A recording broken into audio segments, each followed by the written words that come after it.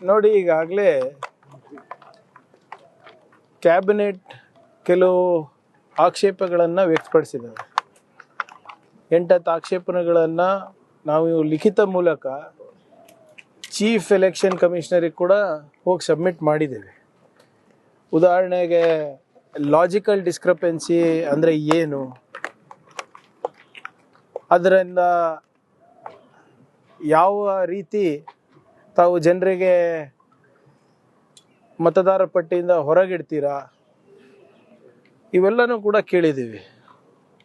What is logical ಡಿಸ್ಕ್ರಪೆನ್ಸಿ ಇರ್ಬೋದು, ಮತ್ತು ಒಬ್ಬರು ಮತದಾರರಿಗೆ ಮತದಾನದ ಪಟ್ಟಿಯಿಂದ ಹೊರಗೆ ಹಾಕ್ತಾ ಇದ್ದಾಗ ಕಾನೂನಾತ್ಮಕವಾಗಿ ಅವರಿಗೆ ಇಲ್ಲಿ ನೋಟಿಸ್ ಕೊಡಬೇಕು, ಸ್ಪೀಕಿಂಗ್ ಆರ್ಡರ್ ಇರಬೇಕು, ಮತ್ತು ಏನಾದರೂ ಗೊಂದಲ ಇದ್ದರೆ ಟ್ರಿಬ್ಯುನಲ್ಗಳಲ್ಲಿ ಸರಿಯಾಗಿ ರೀತಿಯಾಗಿ ಅವಕಾಶ ಮಾಡಿಕೊಡ್ಬೇಕು.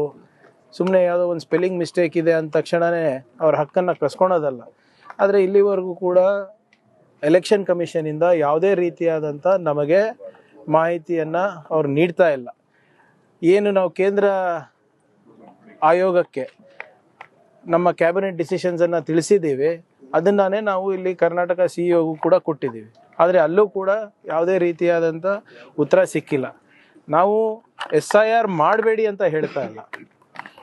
Voter roll revision is compulsory and it is the right of the election commission. ಆಮೇಲೆ ಅದಕ್ಕಿಂತ ಮುಖ್ಯವಾಗಿ ಒಂದು ಉತ್ತಮವಾದಂಥ ಮತ್ತು ಹೈಜೀನಿಕ್ ವೋಟರ್ ಲಿಸ್ಟ್ ಕೊಡೋದು ಅವ್ರ ಜವಾಬ್ದಾರಿ. ಆದರೆ ತಮಿಳ್ನಾಡು ಇರ್ಬೋದು, ಕೇರಳ ಇರ್ಬೋದು, ವೆಸ್ಟ್ ಬೆಂಗಾಲಲ್ಲಿ ಇರ್ಬೋದು, ಯಾವ ರೀತಿ SIR ನಡೆದಿದೆ ಅಂದರೆ ಬಡವರಿಗೆ ಅವರ ಹಕ್ಕಿಂದ ವಂಚನೆ ಮಾಡುವಂಥ ರೀತಿಯಲ್ಲಿ ನಡೆದಿದೆ. ಸೊ ಆದ್ದರಿಂದ ನೀವು SIR ಪ್ರಾರಂಭ ಮಾಡೋದಕ್ಕಿಂತ ಮುಂಚೆ ನಮ್ಮ ಪ್ರಶ್ನೆಗಳಿಗೆ ಉತ್ತರ ಕೊಡಿ ಅಂತ ಕೇಳಿರೋದು. ಆದರೆ ಇನ್ನೂ ಯಾವುದೂ ಉತ್ತರ ಬಂದಿಲ್ಲ. ಇವತ್ತು ನೋಡೋಣ ಏನು ಮಾಡ್ಬೋದು ಅಂತ ಮಾನ್ಯ ಮುಖ್ಯಮಂತ್ರಿಗಳಿಗೆ ಕೇಳಿ ನಾವು ಮುಂದಿನ ಕ್ರಮವನ್ನು ನಾವು ತಗೋತೀವಿ. ನೋಡಿ, ಪಕ್ಷಕ್ಕಿಂತ ಫಸ್ಟು ನಾವು ಏನು ಜಾಗೃತಿ ಅಭಿಯಾನವನ್ನು ನಡೆಸಬೇಕು, ಅದನ್ನು ನಾವು ಮಾಡ್ತಾ ಇದ್ದೀವಿ. ಆದರೆ ಕಾನೂನಾತ್ಮಕವಾಗೂ ಕೂಡ ಇದನ್ನು ನಾವು ಪರಿಗಣಿಸಬೇಕಾಗ್ತದೆ.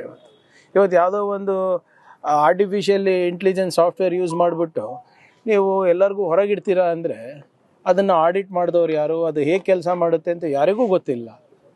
ಈಗ ನೀವೇ ಯೋಚನೆ ಮಾಡಿ, ಸುಮಾರು 89 ಲಕ್ಷ ಜನ ಮತದಾರರ ಪಟ್ಟಿಯಿಂದ ಕೈ ಬಿಡ್ತಾರೆ. ಅವರಿಗೆ ಟ್ರಿಬ್ಯುನಲಲ್ಲಿ ಹೋಗಿ ಅವರಿಗೆ ಕೇಳೋಕ್ಕೂ ಅವಕಾಶ ಇರಲಿಲ್ಲ. ಒಬ್ಬ supreme court judge, retired supreme court judge ಯಾರು ಟ್ರಿಬ್ಯುನಲ್ನಲ್ಲಿ ಇರ್ತಾರೆ, ಅವ್ರು ರಾಜೀನಾಮೆ ಕೊಟ್ಬಿಡ್ತಾರೆ. ಇದು ಮಾಡ್ಲಿಕ್ಕೆ ಆಗೋದಿಲ್ಲ, 4 ವರ್ಷ ಬೇಕು ಆಗುತ್ತೆ ಇಂಥ ಈ ಪ್ರಕ್ರಿಯೆ ಮುಗಿಸ್ಲಿಕ್ಕಂತ ರಾಜೀನಾಮೆ ಕೊಡ್ತಾರೆ. ಸೊ ಹೀಗಾಗಿ ಇಷ್ಟೊಂದು ಗೊಂದಲ ಇದ್ದಾಗ ನಮ್ಮ ಮನವಿ ಏನಿದೆ ಅಂದರೆ, ಎಲ್ಲ ಗೊಂದಲಗಳಿಗೆ ಏನೇನು ಪ್ರಶ್ನೆಗಳನ್ನು ನಾವು ಕೇಳಿದ್ದೇವೆ ಅದಕ್ಕೆ ಉತ್ತರ ಕೊಟ್ಬಿಟ್ಟು ನೀವು ಮಾಡಿ, ರಿವಿಷನ್ ಮಾಡಿ ಅಂತ ಅಷ್ಟೇ ಹೇಳ್ತಾ ಇರೋದು ನಾವು.